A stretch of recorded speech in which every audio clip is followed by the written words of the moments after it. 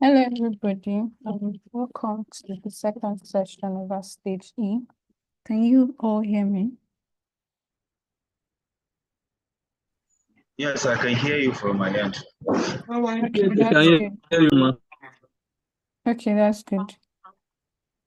So, in our last class, we talked about how we can retrieve data from APIs, right? So, publicly available APIs that provide us with data. We looked at how we typically retrieve data from those, and we just had them stored in a list. And I said, it's okay for you guys to go ahead and practice. I think the process was pretty straightforward. For today's class, we'll just take a look at yet another form of curation. In our stage B, we handled web scraping and particularly focused on static pages. So for today's class, I'll just quickly run us through how we can scrape dynamic pages so that it will be useful when you are working on your project. So let me know when you can see my screen.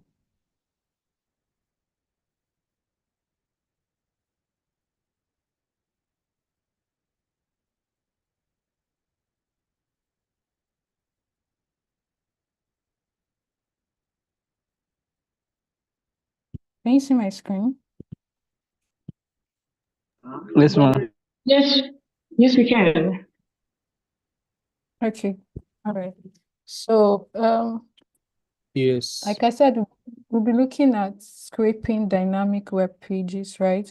So we talked about the difference between dynamic and static web pages and how with static web pages, it's the content, when you make a request and when you try to scrape it, basically when we're relating it to web scraping, right, you get the content that you see on the website. But with dynamic pages, right, there's JavaScript involved.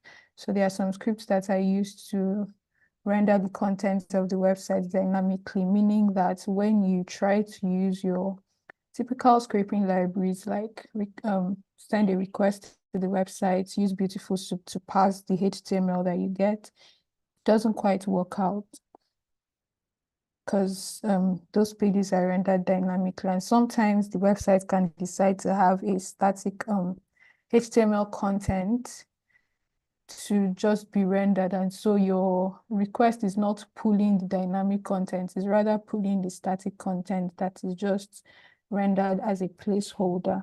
Okay. So, but they are, like I say here, it's not unusual to see that sometimes there's a mismatch of the HTML content scraped from a dynamic page and the content rendered in the browser. So to scrape dynamic pages, we're going to use Selenium, right? Selenium is an open source web-based automation tool, and it's designed for testing, right? That's the primary goal, but then it can also be used for web scraping of dynamic pages, right?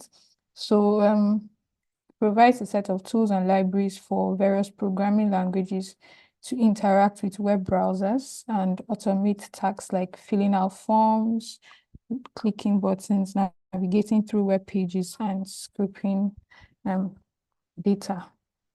So how does it typically work? So with Selenium, right, the starting point is your web browser. So basically, Selenium allows you to interact with websites like a user would.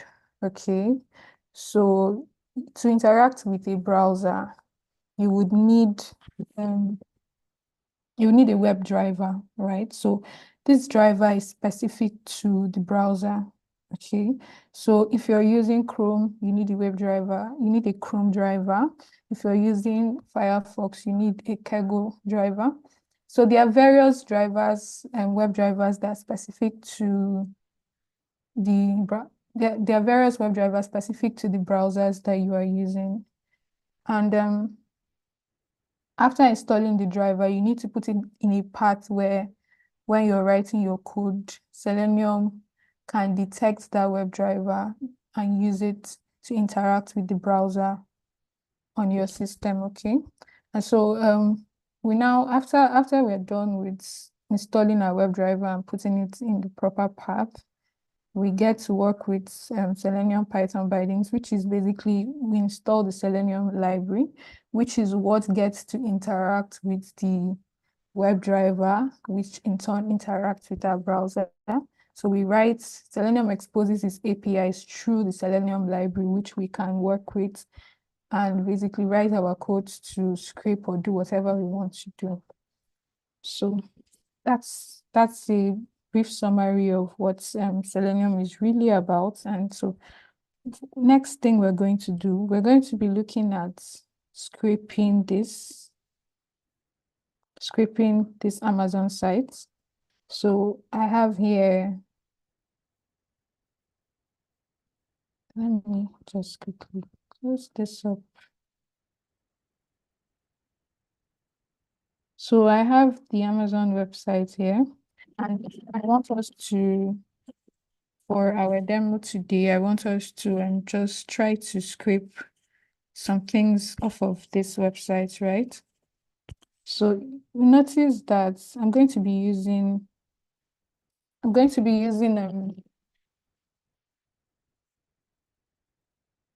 VS Code as opposed to Jupyter Notebook or Google Colab. So can you guys see my VS Code currently? I think I have to stop sharing. Give me a minute, please.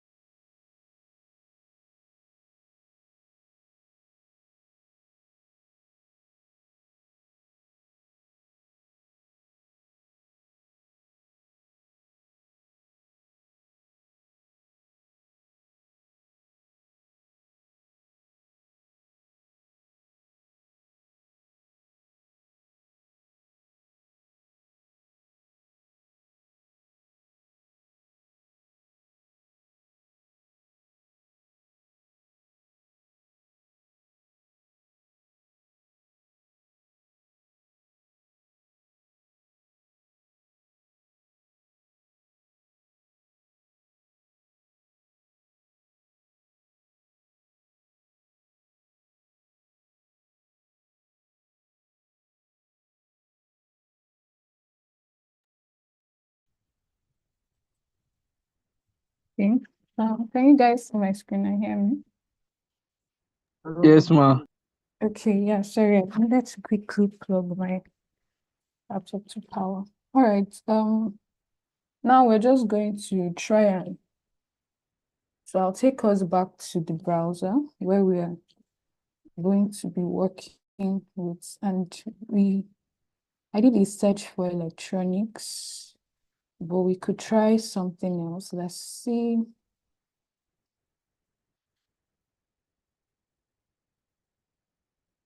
What products do they typically have?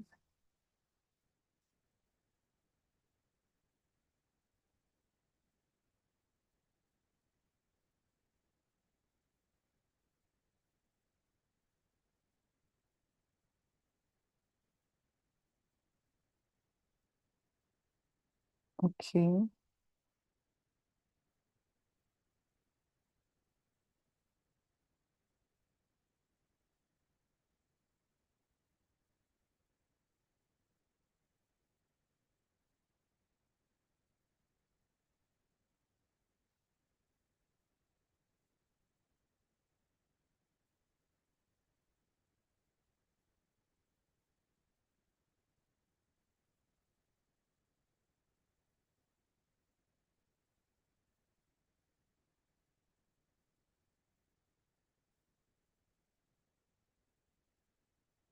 So we'll just quickly see what happens when we try to use requests with this.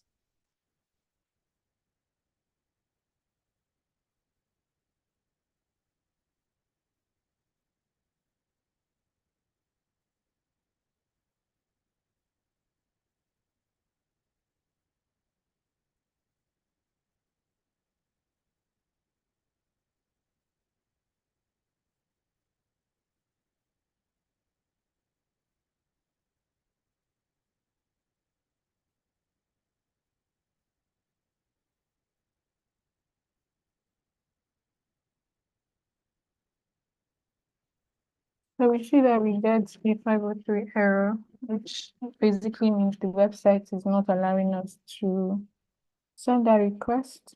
So the alternative in situations like this, you can do a bit of tweaking, right? If it works out, sometimes imputing certain request headers could lead to it working out. But for this use case, we're just going to go straight to using Selenium, right? So for Selenium, we've imported what we need. We imported a WebDriver, we imported this. And first thing, we're going to start a session.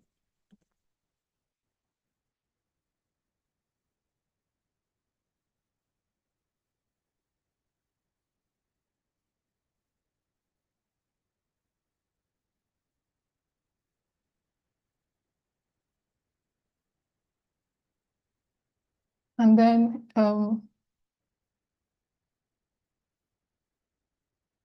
so one thing, let's just go to the documentation, Selenium documentation.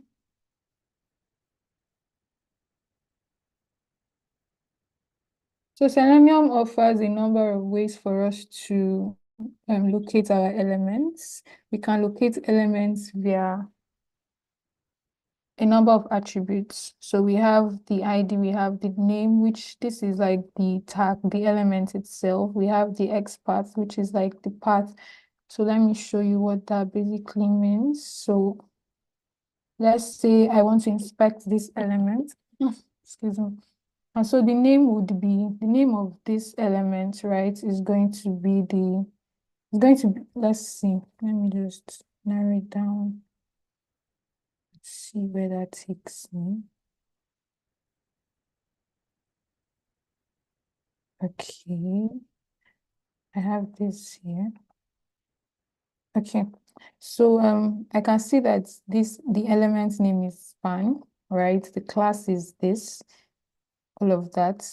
And then I've seen the text, the content as well. So if I want to use the X path, which is like the path to this, it allows me to copy the X path to it, which is like from the top of the document down to this point, right? The direct path to this element. So I'm able to get that. And with Selenium, it allows us to use a good number of attributes that we can work with to try and locate what we want, right? So, and then let's see what we want, right?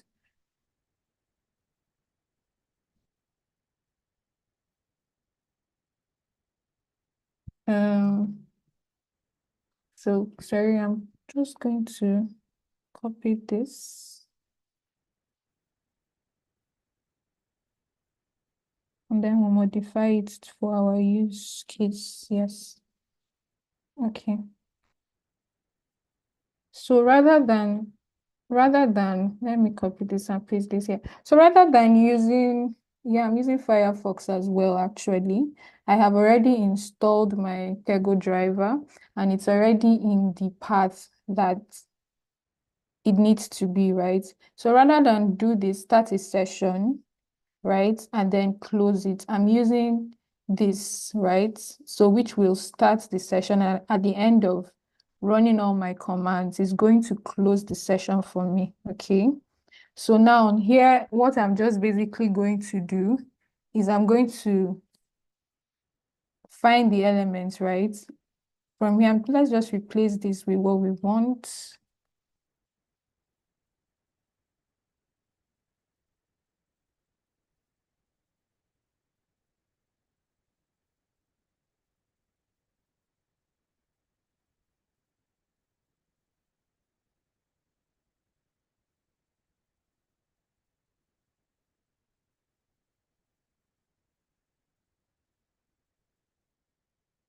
Yeah, so I'm going to use the URL that I have here.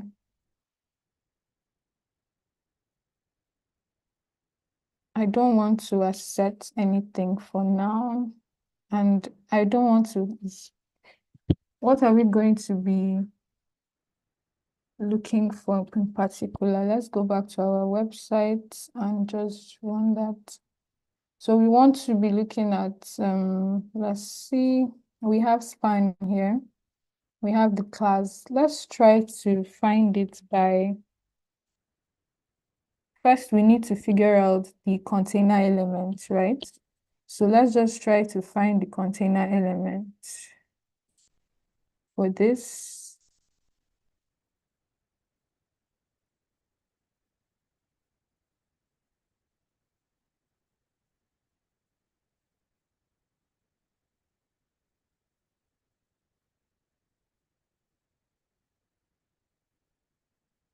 Okay, so we can work with this, we can work with this or this. Let's try and see what we have.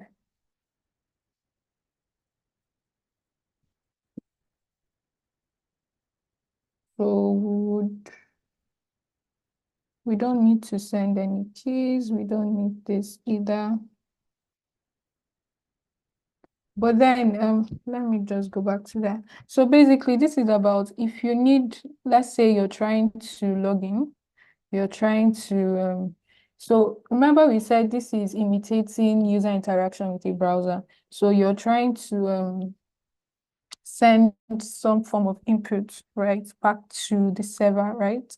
So back to the website you're interacting with. Selenium allows you, this is something that request or Beautiful Soup does not offer you, but Selenium allows you to actually send in keys across. Okay, so that is what this is doing. This clear is basically just ensuring that you don't have any keys that you initially had, right? So this is just ensuring that you are sending stuff afresh, basically.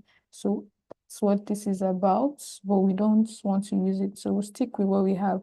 We'll find the elements by name, and we want to use name is not the most descriptive thing to use, right? Because there are a number of div elements here. So we can decide to go a step further and try to figure it out by, let's say, let's try and use, we can use CSS selector, right? We can use class as well. So those are things that we can use. So let's try using this class. Okay.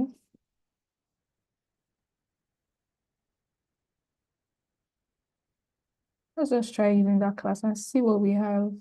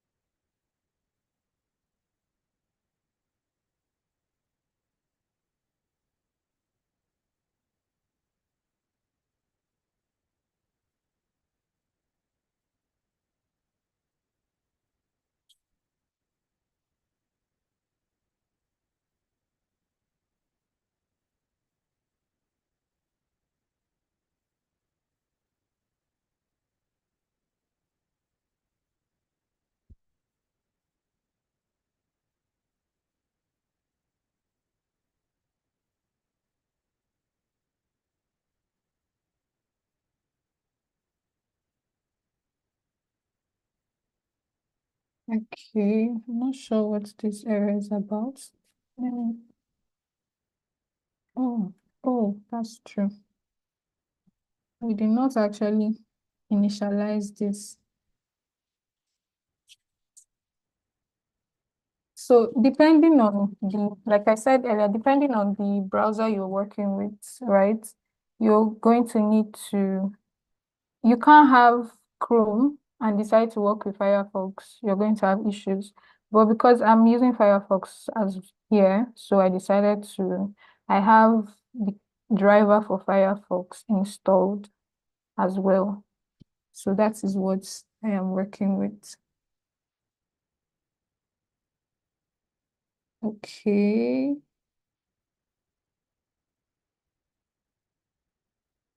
Let's see, I'm not sure what the issue is. Just going to copy the initializing of this, I think.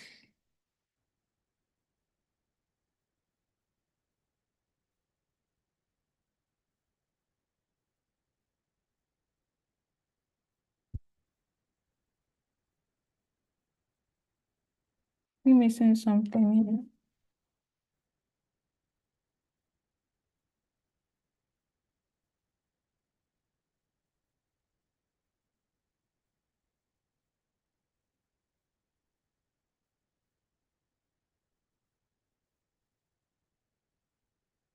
That's strange. So what, okay. Yeah, that is definitely strange. Okay. So as you can see, this basically opens an instance of, there was a mistake in my, should have seen it with the lack of coloration. Yeah. So anyway, back to what we were working on.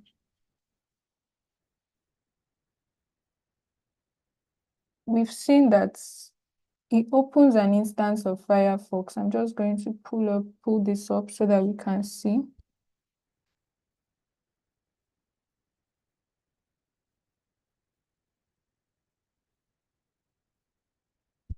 So it opens an instance of Firefox, and I'll close all the instances of Firefox and run that again so that we can see how it works.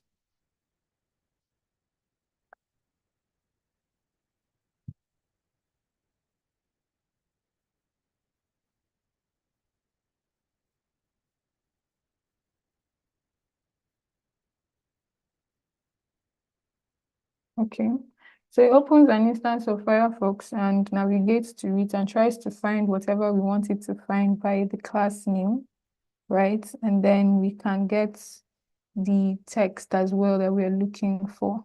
Okay, so here I'm just pulling the text for the entire thing, the entire container. But let's say I want to narrow down. Where are we? Okay, let's say I want to narrow down into some of these things, right? So I'm just going to quickly print this. Let's do this. Let's do this instead.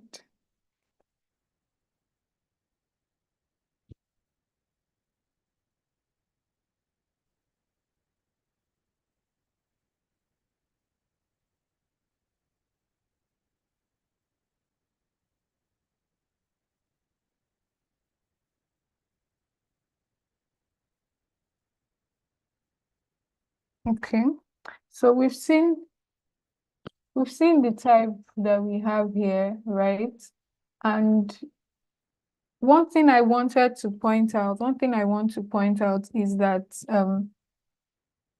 Selenium allows us to dive deeper and if you want to, it also gives us methods to find elements. This web elements class allows us to find elements down the tag, right? So we can still access other elements that are contained in a particular web element. So we can still go ahead and try to find elements inside there, just like we did with Beautiful Soup, where we said it was like a tree. You can drill down, you can go up and all of that. So it's quite similar. So what we are going to do in this case is we're going to try and find, let's say I just want to pick the heading here, right? I just want to pick the title of this. So I'm going to use this. I'm going to do this focus on, I think this is it.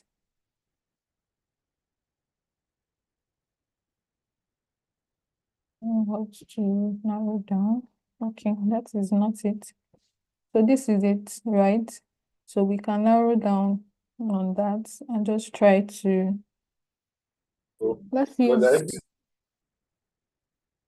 okay, let's use the element itself, and then we'll try, or I guess I can show you how the XPath works.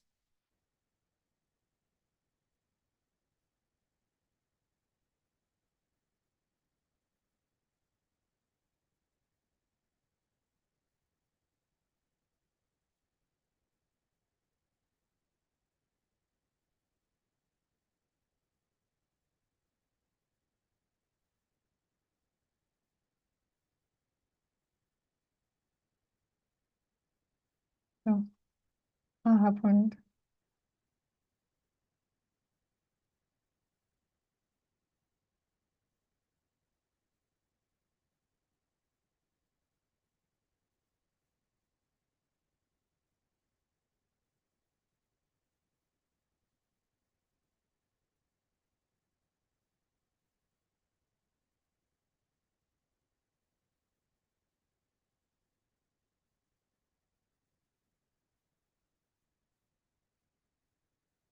So that is the path that we have for that particular element. So we can go ahead and specify the text that we should access the text attribute that we want to see. And we'll go ahead and run this and see what we have.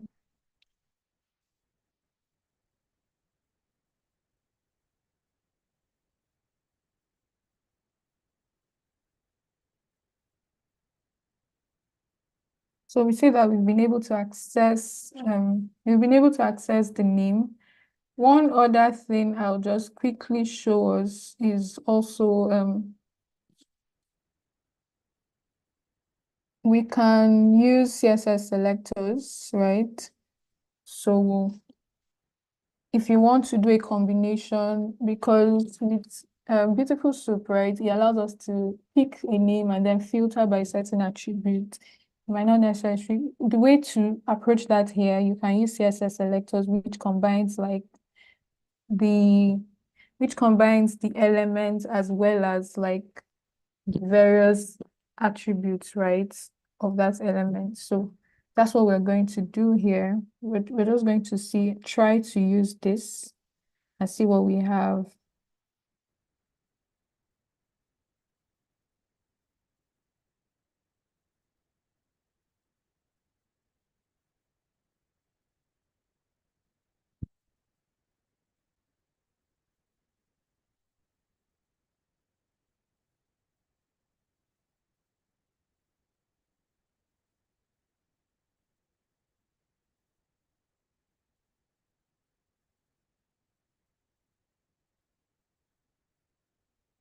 So like I said, we need to first of all specify the element name, then we go ahead and specify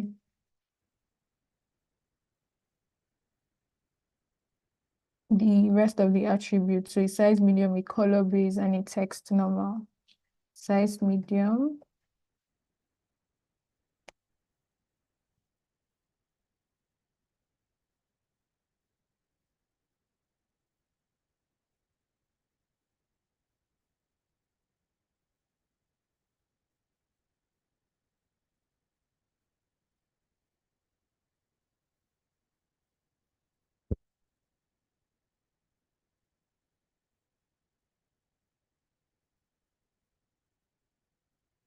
Oh yeah, we're definitely going to have an error.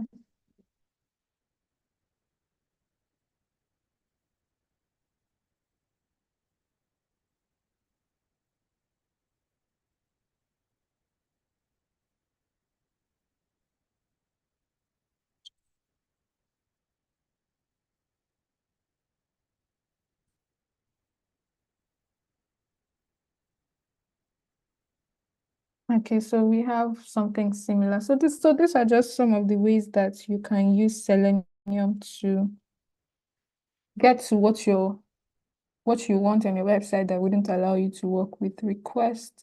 One last thing I'm going to talk about just quickly talk about is defined elements. So if we want to find multiple elements, we can use this.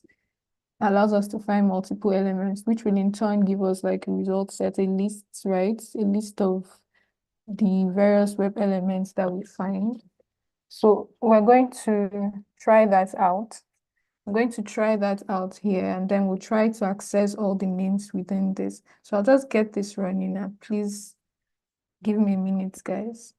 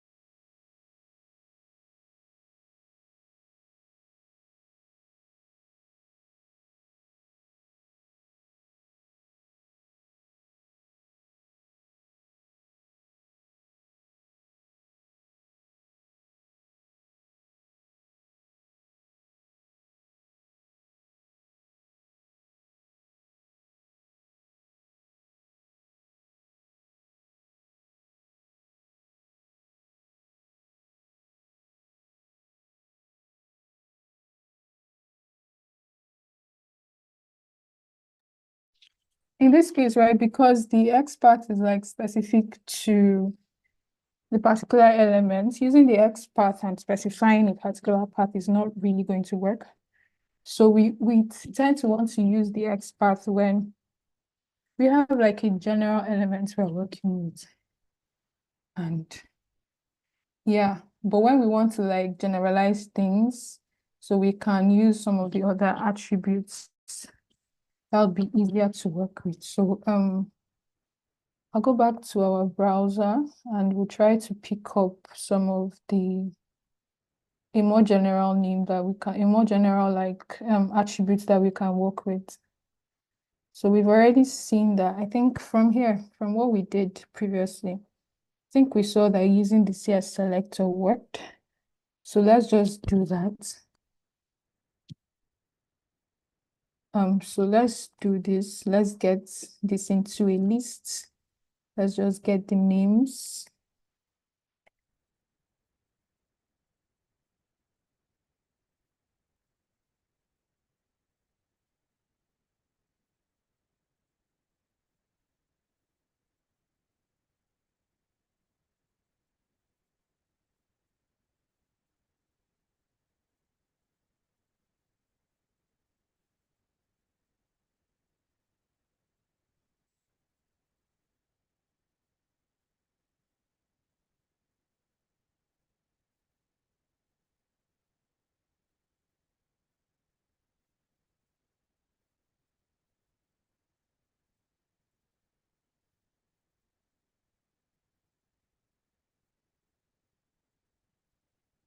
Okay.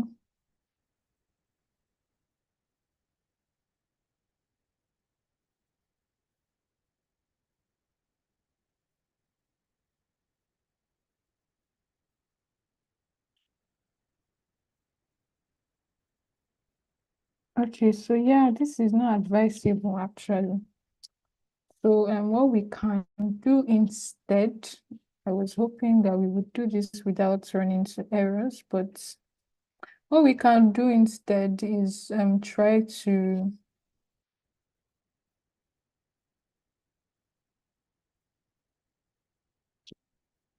get this into a try and accept block.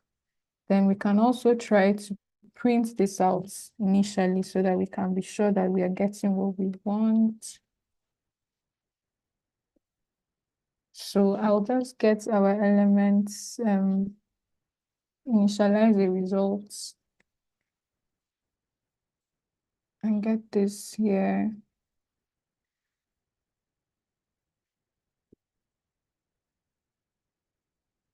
Loop through the elements that we have initially and just get this to work.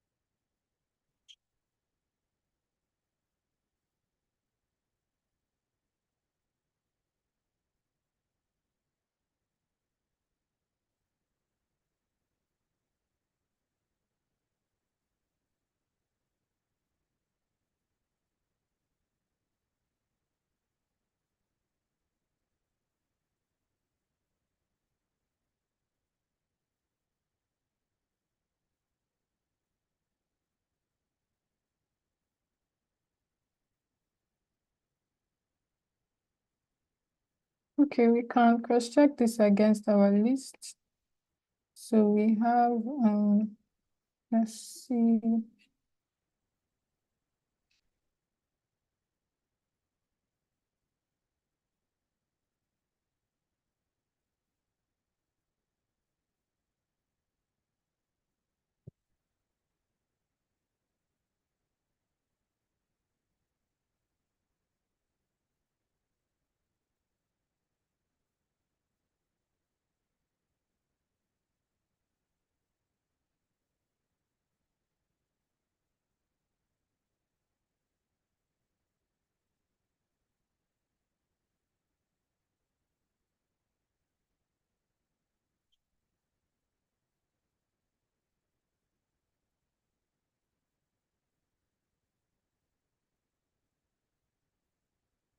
Okay, so we have what we're sort of expecting. We have Razor Black Shark, we have Bengal, we have 2.4 wireless gaming headset, we have Turtle Beach Recon. We have basically like what we want, all the names that we are expecting. So this is just a very simple introduction to Selenium. So the documentation is your friend. So you're not necessarily expected to always have these things in your head, right? That is why there's documentation. You just need to know where to look to find what you want. Okay. So there are lots of a couple of other complex operations that can be done with Selenium. Like sometimes you have to wait for pages to be loaded, but you figure that out as you work on more complex like web scraping tasks, right? But this is just a simple way to get started, right? And to pull out what you need to dig deeper down the tree and then figure out how to get elements of elements, children elements inside there and all that. So this is where we will be stopping for today's class.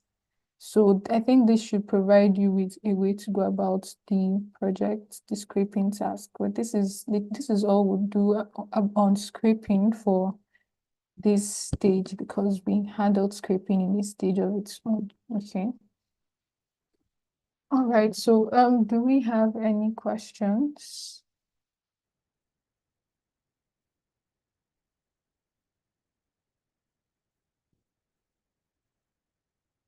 Can you hear me? Do we have any questions? Yes. So is all this to bypass the 503 error? Or Yes, I said that there are some ways that sometimes you can go to your browser, check the network. Sometimes imputing some of the request headers that are sent along with your request from your browser could work in helping you retrieve like content from the website without having to go the Selenium route. But this was a way for us to introduce Selenium. Okay. okay. So when you use Selenium, um you don't come across some of these errors.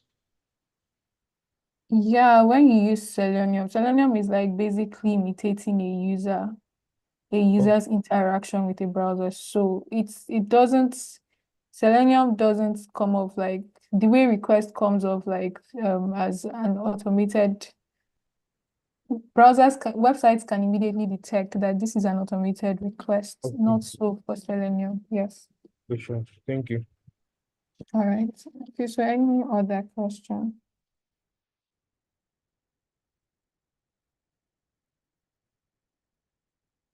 All right, guys. So this is where we will stop for today's class. Um, let me know if you have any questions in the Slack channel.